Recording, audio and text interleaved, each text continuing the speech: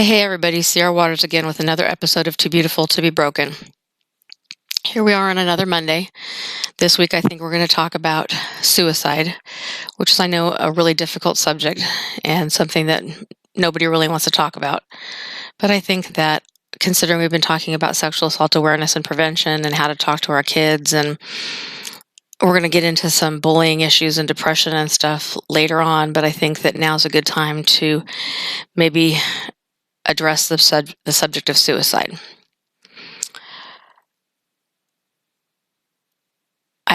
In the last week or so, I've had a lot of things on my heart and many people that have said things to me about different things that they're going through, and how when you get to the point where you feel like suicide is the only option left, what do you do? Where do you go? How do you avoid feeling like that? How do you get past those feelings? And realistically, there's not really a good answer. I mean, it's not like a genie in a bottle. You can just, rub it and it immediately appears. It's such a rough subject and it's such a personal subject. For every different person, there's kind of a different answer. But there are some basic guidelines that may kind of help. But suicide's a very individual thing. So I want to make sure that I put the National Suicide Prevention Hotline number out there, which is 1-800-SUICIDE, SUICIDE, or 784-2433. And I also want to put the National Suicide Prevention Lifeline, which is 1-800-273-TALK, or 8255. If you're in an emergency situation right now, either call one of those numbers or 911, because 911 will get you in contact with the proper people.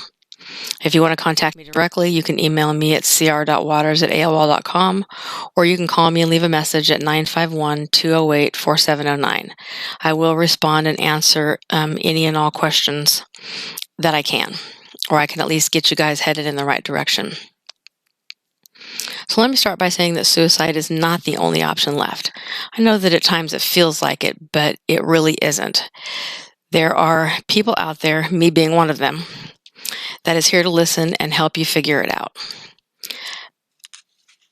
It's easy to say, talk to somebody when you're not in that situation at the moment.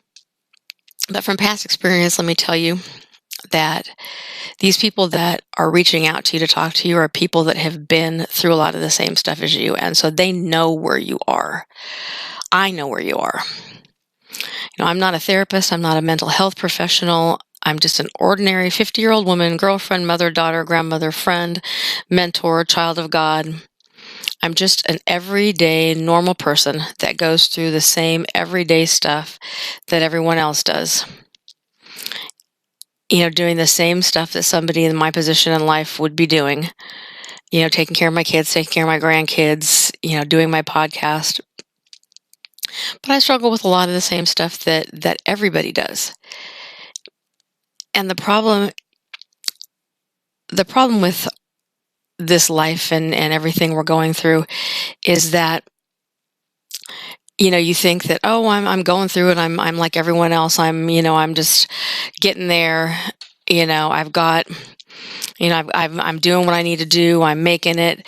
But then underneath, you're just kind of hanging on by a thread. And it's coming to a point where we're realizing that so many people in this world have been molested or abused or assaulted.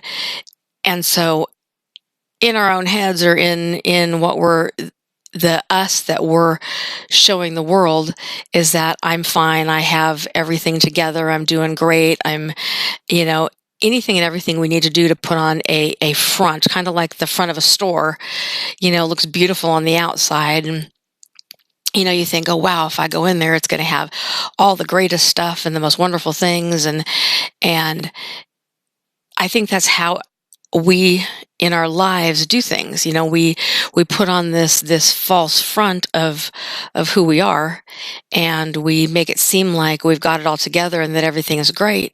And then underneath, that's really not the way that it is. In the quiet of our rooms by ourselves, or when we're driving down the freeway, or whenever it might be, all of those insecurities and self-negative messages that we play back in our heads start wreaking havoc. So because of being molested as a child, mentally, emotionally, physically, and then being physically, mentally, emotionally, and sexually abused as an adult, and raped by a man that I thought loved me, I have some really serious insecurities. I second guess every decision that I make or have made. I wake up feeling worthless, hopeless, unlovable a lot of days. And I'm in a loving relationship with a man who truly loves me. I have beautiful kids, beautiful grandkids. My 89-year-old mother, who's going to be 90 coming up in June, is still alive and just full of life. She keeps a tighter schedule than I do. And I'm truly blessed to still have her. But yet, I still wake up in a bad place a lot of the time. When my boyfriend and I are arguing, even if it's a small argument, I find myself feeling helpless, like he's going to leave. It's almost like constantly waiting for the other shoe to drop. I lose the ability to make rational decisions when I'm in that place. And I think a lot of us do. When we get to a place where we feel backed into a corner, or feel like we don't, that the person isn't reciprocating what we're giving, or they're finding fault in us, I think that we lose our ability to think rationally. So I'm going to give you guys some statistics right now, and then, hopefully we're going to see what we can do to try to pull it all together, and where we can look at. And I know in my life that God plays a huge part in that, because I have to keep reminding myself that my worth is not determined by the world, and my worth is not determined by the people in this world. My worth is determined by Christ's death on the cross. My worth is determined by the fact that he came to earth to be, holy human and holy God, and lived on this earth and died a horrific death on the cross simply for me. And that no matter if I was the only person there on that day, or for all of the world and all of the people, he still would have died. And that is what determines my worth. And a lot of times I keep having to remind myself of that fact, because being human, I let my mind play tricks on me, and that's Satan putting little thoughts in my head that make me second guess myself, and I start paying more attention to what he's telling me than to what I know and what God tells me in his word and through prayer every day.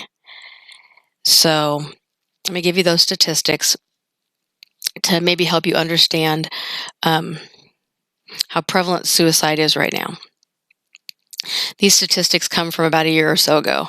In 2017, 47,173 people committed suicide in the United States. It's the second leading cause of death for people between the ages of 15 and 34. It's the 10th leading cause of death in the United States. A person dies of suicide about every 12.8 minutes in the U.S. Every day, 129 people are in their own lives. 90% of all people who die by suicide have a diagnosable psychiatric disorder at the time of their death. Over 50% of people who die by suicide suffer from major depression. Some of the risk factors that I don't think that we really look at that might make somebody more at a place to want to commit suicide are, if they've attempted suicide before, they're more likely to attempt it again. Somebody that has severe depression or other mental disorders, people that have substance abuse issues, especially if those substance abuse issues are compounded by a mental health issue. Because unfortunately, many people that have mental issues have a tendency to try to self-medicate, and that just complicates the problem. If there's a family history of mental health issues or a family history of suicide, if you've got some family violence going on, and being in prison or in jail increases the risk of suicide, especially people that have been in there for longer periods of time, life sentences, or on death row.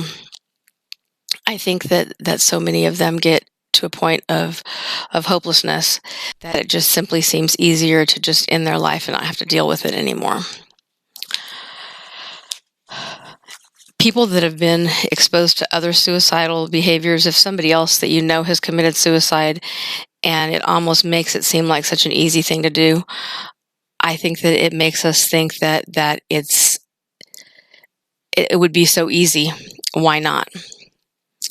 If you have a severe medical illness, cancer maybe, or something that's long-term, and then being between the ages of 15 and 24, those seem to be the biggest years where suicide seems to be the most prevalent. Warning signs that we want to look for when we're talking to people is that if someone is talking about wanting to die or different ways that they could die, you probably want to pay attention. If people are talking about feeling empty or hopeless, they're talking about having a lot of shame or guilt or feeling like they're trapped or that there's no solution, or talking about being a burden to others, not wanting to put their family through something, if they seem anxious or agitated, or if they're talking about different ways to commit suicide. And I got to say, you have to pay attention a little bit to what people are saying, because there's so many, as far as I'm concerned, ridiculous shows out there that talk about different ways to die, 1,000 ways to die, or all these different things. If you're discussing something like that and you're simply talking about a movie, then maybe it's something that you shouldn't pay a lot of attention to. But I think you can kind of tell the difference in when somebody's talking to you about actual ways to die, or what it would feel like to die, or where you go after you die, or you can tell in the way that somebody's talking to you and the questions that they're asking or the comments that they're making that they're more curious about what would happen if they actually died.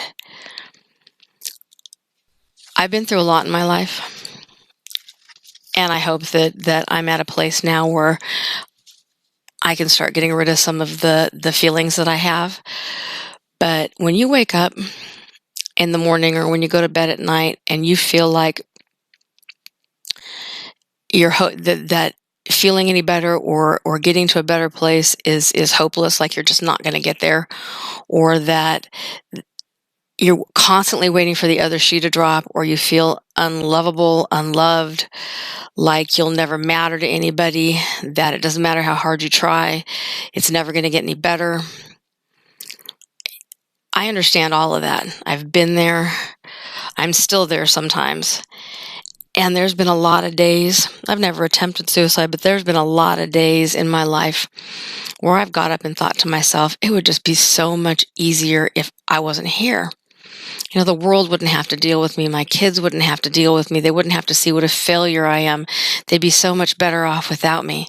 Well, let me promise you that your kids and the people in your life would not be so much better off without you.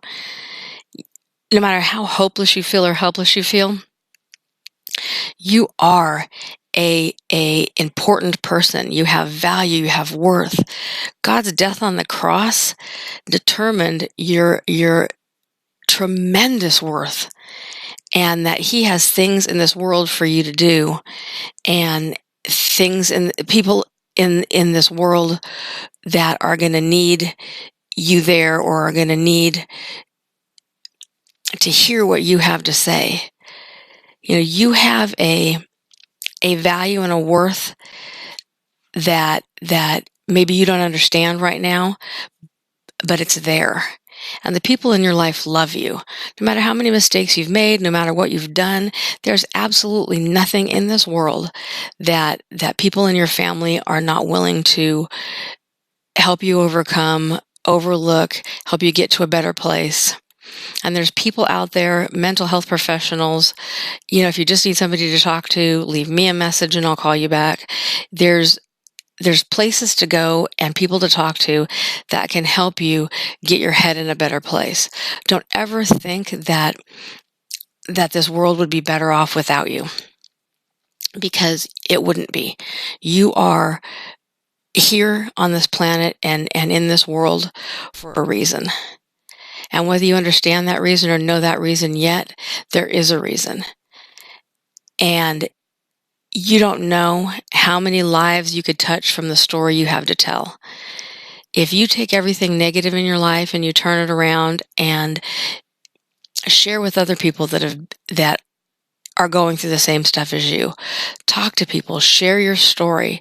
You don't know how many lives that you can change with the things that you've lived through. And I've always tried to tell my kids, there's always somebody in this world that has it worse than you. So if you take a step back and realize that we're all going through something, and instead of looking at the negative in each other or trying to pick out all the little insecurities or problems, if we look to each other and we build each other up and we show each other genuine love and compassion, I think we'll all start feeling that our worth is bigger than we ever imagined. So reach out, talk to somebody, pick up your Bible, say a prayer. Realize for a moment that Christ gave up his life on a cross to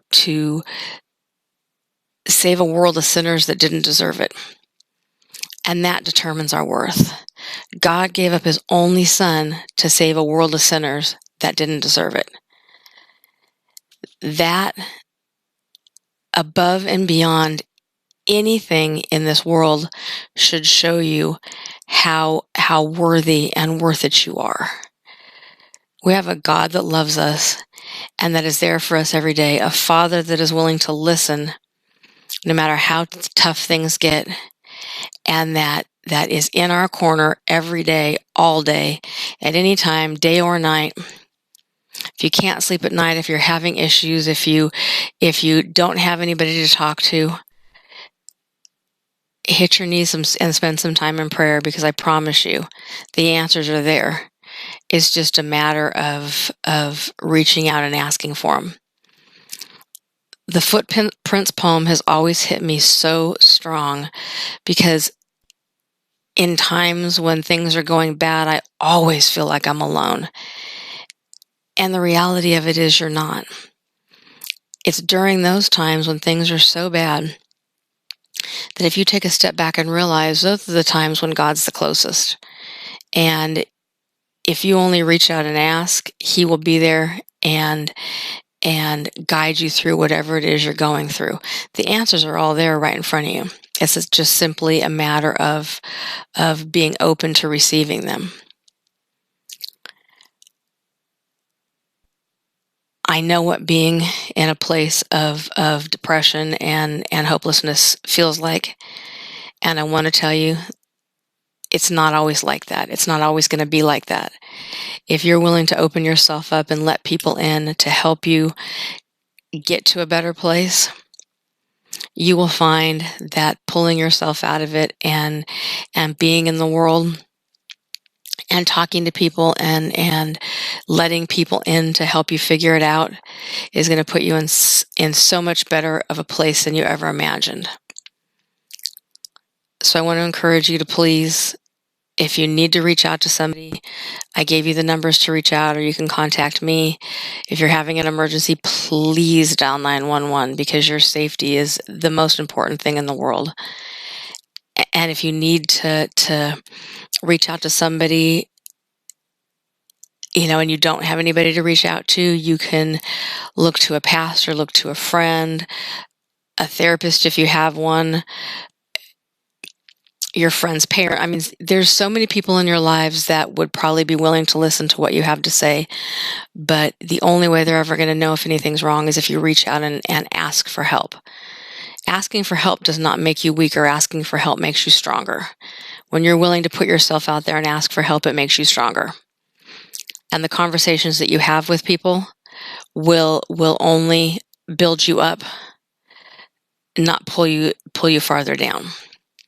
And I'm here. If anybody needs to send me a message or leave me, send me an email message or, leave me a voice message, I will respond.